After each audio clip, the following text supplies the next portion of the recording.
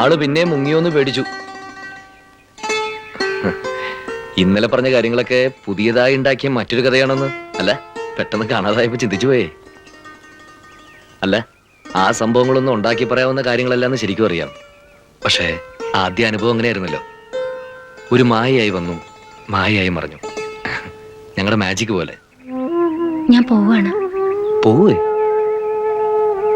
എവിടുന്നോ വന്ന് കയറിയ ഞാൻ വെറുതെ നിങ്ങളുടെയൊക്കെ മനസ്സമാധാനം കെടുത്തി. കെടുത്താൻ നേരത്തെ ഉണ്ടായിരുന്നിട്ട് വേണ്ടേ?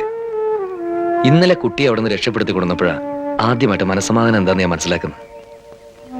സത്യമായിട്ടും. ആ, എവിടെ പോകുന്നു പറഞ്ഞത്? ആരും തിരിച്ചറിയാനില്ലാത്ത ദൂരെ ഏതെങ്കിലും ഒരു സ്ഥലത്തേക്ക്. അതില് കാര്യമില്ല. എവിടെയായാലും സുജാതയ്ക്ക് ഭയന്നല്ലേ ജീവിക്കാനൊക്കൂ. ഏതായാലും സുജാത ഒറ്റയ്ക്കാണെന്നുള്ള ചിന്ത കളഞ്ഞേക്ക്. പേടിച്ചോടാൻ തുടങ്ങിയ എന്നാണ് അതിനൊരു അവസാനം? ദൈവമാണ് ജനിപ്പിച്ചെങ്കിൽ ദൈവം നിശ്ചയിക്കുന്നവരെ നമ്മളൊക്കെ ഈ ലോകത്ത് ജീവിക്കും. തനിയെങ്ങനെ പുറത്തു നിൽക്കണ്ട, വരൂ.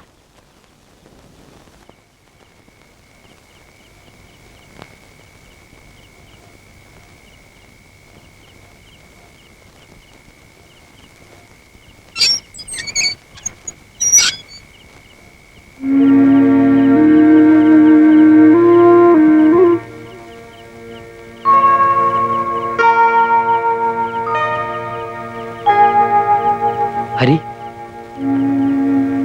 ഹരി,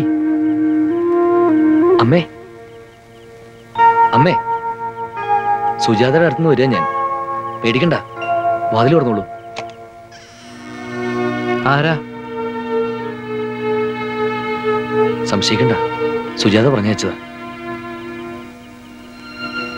ഞങ്ങളെ ഇനി ഉപദ്രവിക്കാനാണെങ്കിൽ വാതിൽ ചവിട്ടി പൊളിച്ചോളൂ. എന്തു കുറ്റം ചെയ്തിട്ടാ ഈ കുഞ്ഞിനെ എങ്ങനെ ചെയ്തത്? അമ്മേ, എല്ലാം എനിക്കറിയാം. സംസാരിച്ചേക്കാൻ സമയമില്ല. സുജാതയ്ക്ക് മാത്രം അറിയാവുന്ന ഒരു സാധനം ഈ വീട്ടിനകത്തുണ്ട്. അതെടുക്കാനാ ഞാൻ വന്നത്. അത് എത്രയും പെട്ടെന്ന് സുജാതയുടെ കയ്യിലെത്തണം. എനിക്കിപ്പോ ആരും വിശ്വാസമില്ല. വിശ്വസിച്ചേ പറ്റൂ.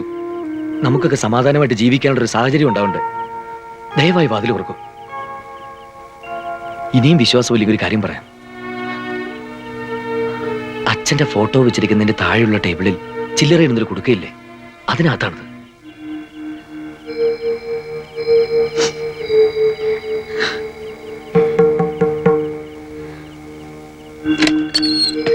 എന്റെ മോളെവിടെ? സുജാത ഒരു കുഴപ്പമില്ല, സുരക്ഷിതയുടെ അടുത്തുണ്ട്. ഇപ്പോഴും ഇങ്ങോട്ട് വന്നാ സുജാതയുടെ ജീവൻ വരെ അപകടത്തിലാവും. അമ്മേ, വളരെ കുറച്ച് സമയമുള്ളൂ. ആ കുടുക്കകത്തൊരു താക്കോലുണ്ട്, അതെടുത്താൽ എനിക്ക് പോവാം.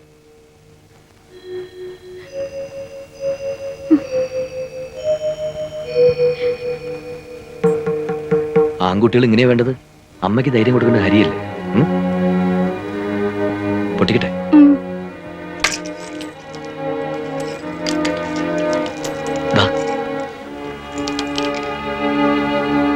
ഇതാണ്.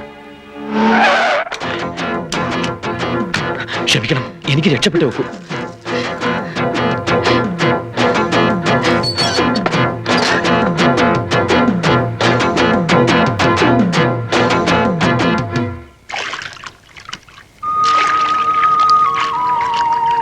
പ്രൊഫസറെ, പ്രൊഫസറെ, ആള് വന്നു.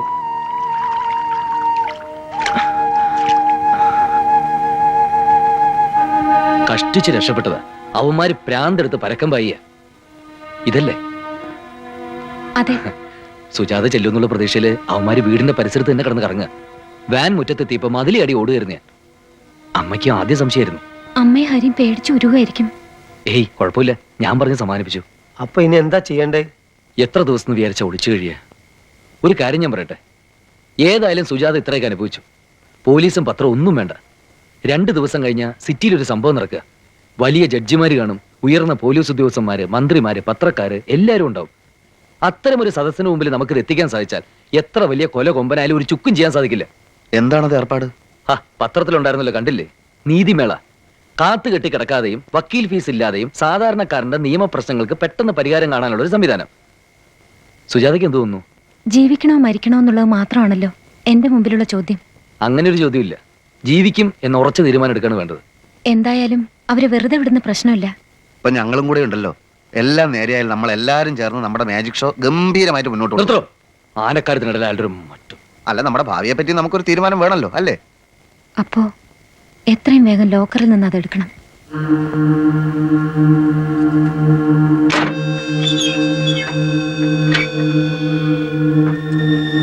Madam please come.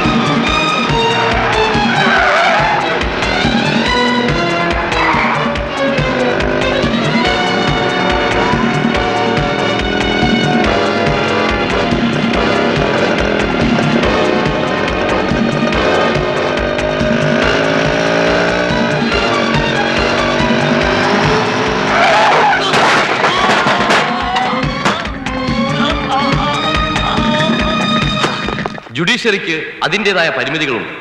കേസുകളിൽ തീരുമാനമെടുക്കാനുള്ള കാലവിളംബം ഇന്നത്തെ സെറ്റപ്പിന്റെ ഒരു പ്രധാന പോരായ്മയാണെന്നുള്ളത് സത്യമാണ്.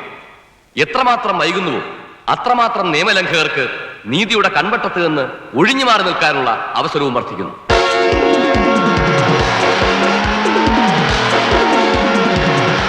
ഇന്ന് കുറ്റം ചെയ്തവൻ ഇന്ന് തന്നെ ശിക്ഷിക്കപ്പെടണം. ഇന്ന് നീതി ലഭിക്കേണ്ടവന് നാളെ അത് കിട്ടിയിട്ട് കാര്യമില്ല. ആ കാഴ്ചപ്പാടിൽ നിന്നാണ് നീതിമേള എന്ന ആശയം ജന്മമെടുത്തത്. പണം കൊടുത്ത് നിയമം ആർക്കും വിലയ്ക്ക് വാങ്ങാൻ ഒക്കുകയില്ല എന്നാണ് നമ്മുടെ തത്വമെങ്കിലും മിടുക്കനായ ഒരു അഭിഭാഷകന്റെ സേവനം കിട്ടണമെങ്കിൽ പണം ഒരു അവശ്യ ഘടകമാണെന്നുള്ള സത്യം മൂടി വെച്ചിട്ട് കാര്യമില്ല.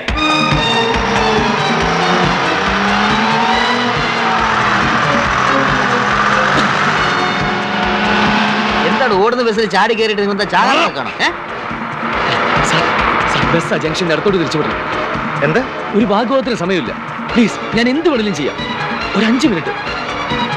യാത്രക്കാരെ കൊണ്ട് പോകുന്ന ബസ്സാണ് തോന്നിയ വഴി ഓടിക്കുന്നത്. യാത്രക്കാരെ കയറ്റി ഇതൊക്കെ അറിയാം. സർ, എന്റെ ജീവൻ ഇപ്പൊ നിങ്ങളുടെ കയ്യിലാണ്. അതുകൊണ്ട് പ്ലീസ്. അപ്പോൾ സാധാരണക്കാരായ മനുഷ്യർ എന്തു ചെയ്യും? അതിനുള്ള ഉത്തരമാണ് ഈ നീതിമേള. ദൈവം അവനെ ശിക്ഷിച്ചോളും എന്ന സാത്വികന്റെ പരിദേവനത്തിന് ഇവിടെ സ്ഥാനമില്ല. നീതി നമ്മൾ പിടിച്ചു വാങ്ങും. കുറ്റവാളികൾക്ക് രക്ഷപ്പെടാനുള്ള പഴുതനുവദിക്കുന്നതും ഒരു കുറ്റമാണ്. സമൂഹത്തോട് ചെയ്യുന്ന തെറ്റാണ്.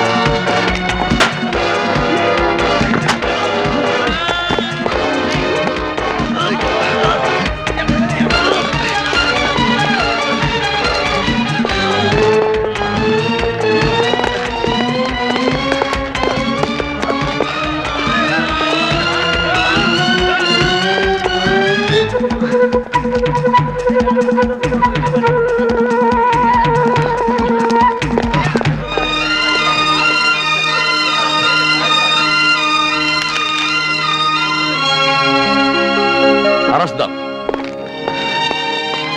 Well done.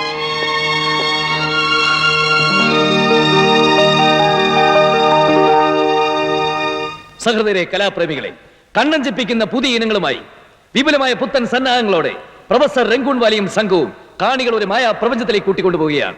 കാണാമറക്കളിയാണേ ഇത് മാറാട്ടമാണേ കളിയിലാക്കൈ നിറയും പൂക്കൈ നിവരും മായാജാലം കൺകെട്ടല്ലിത് കാണാത്ത കോലം ആരും കേൾക്കാത്ത ജാലം